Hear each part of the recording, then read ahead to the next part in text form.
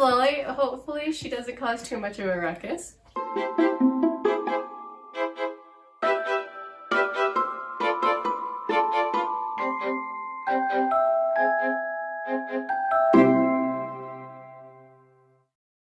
Hello and welcome back. This week I'm very excited because I'm reviewing Nick Grabinski's Black Danube, a Leo Katz mystery. And you know what, guys? I am realizing that I'm starting to like mysteries a whole lot more. So what's really interesting about this book is it follows Leo Katz, who is a Jewish police photographer living in Vienna around the turn of the 20th century. He has a number of friends who have very interesting backgrounds. For example, he's friends with the coroner, so he's the one that does all the autopsies for the local police, and he's also Jewish. But what's interesting about him, well, hello Lily, is that he has a female Gentile assistant. And this is kind of interesting for a couple of reasons, because I didn't realize this, but apparently, there's Lily. She's not in the book, even though that would be really amusing. It sounds like tensions were really high back then, in part because there was a suffrage movement going on both for women and also for Jewish refugees in Vienna at the time, at least according to this book.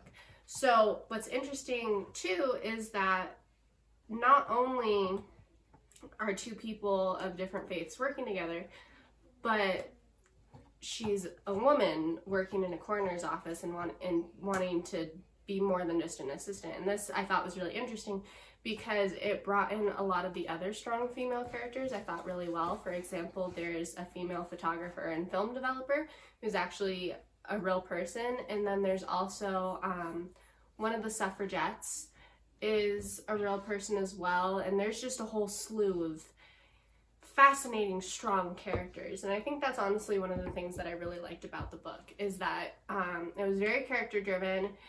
There wasn't like a ton of character development in the terms of like they start out one way and they end another way, but they do grow in themselves a little bit more.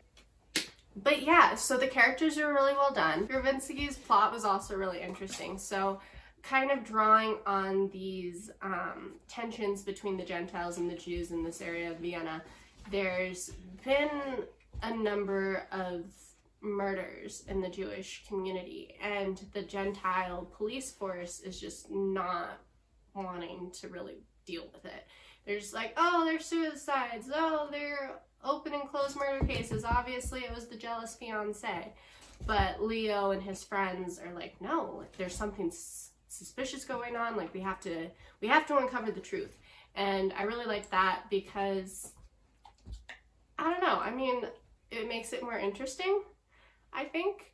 And obviously some of that is just for the drama, having the people who are like, oh, it's so simple, and oh no, we have to pursue the truth. But at the same time, I think it's really important because I don't really know a whole lot of the history of Vienna, especially around that time, so I don't know how accurate those tensions were between those two communities. But if history is anything close to how Grabinski painted the interactions between the Jewish and the Gentile communities in this particular setting, it's really heartbreaking. And I think it's one of those things that we need to talk about. It's kind of like when I reviewed Confess a few months ago about Dorothy Good and the Salem witch trials. Like, that was a really dark time. We were just killing people because they were different and we called them witches. And kind of in a similar way in Grabinski's book, like, yeah, someone died, but apparently it's no big deal because there's some filthy Jew. And it's just like, where's your humanity? Like, it's so easy to get so frustrated with those anti-Semitic characters, and you really sympathize with Leo and his friends who are Jewish, and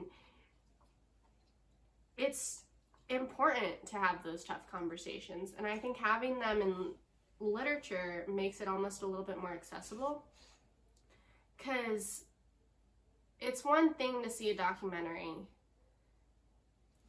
but with the documentary, I feel like unless it's person focused, and you're not really going to get that same emotional connection. Whereas with the story, with a novel, you spend all this time reading this, especially in Leo Katz's case, it's first person, so you read the story from Leo's point of view, so you get to know him and you get to sympathize with him, and you start to really like him, or at least I think he's a really likable character. And so to see these people be rude and terrible and just awful toward him, and I know that's a little bit redundant, but it's really heartbreaking. And so you do sympathize more. And I think that's a really powerful aspect to Grabinski's writing, because when you can connect to those characters, it makes their struggles that much more difficult, just like it makes their triumphs that much more satisfying and fulfilling. So overall, I really liked the book.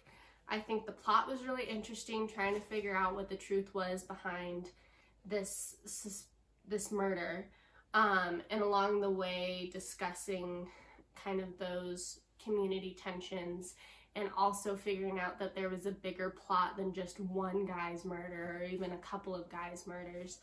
I thought the pacing was really good. Hello. The beginning was a little bit slow just because obviously Grabinski has to like set the foundation for the rest of the story, figure out what the crime was, that sort of thing.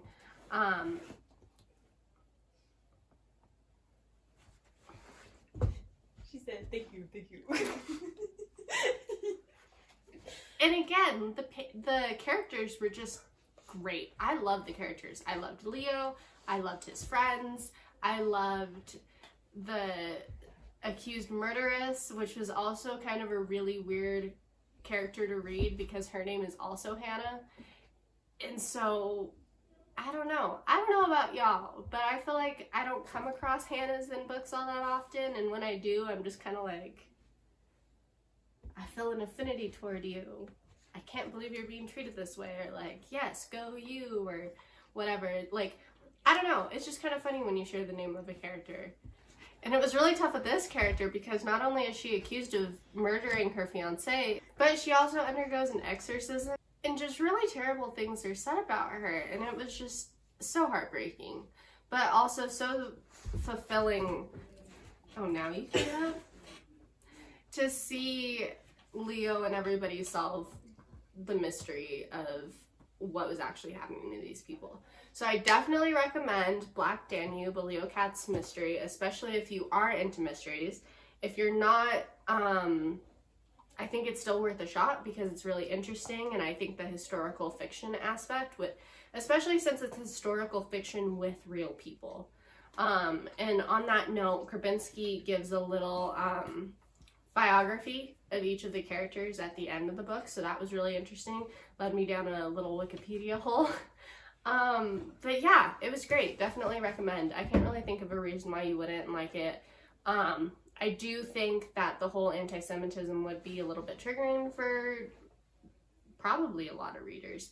But I think if you have that mindset of trying to understand the historical context and trying to be open and allow it to make you a little bit more empathetic, then I think it's still really important regardless of how difficult it is. So that's all I've got. Next week I will be reviewing another of J.D. Niles' works. This time it's Intent to Join, a Neo Striker Saber story. Thanks.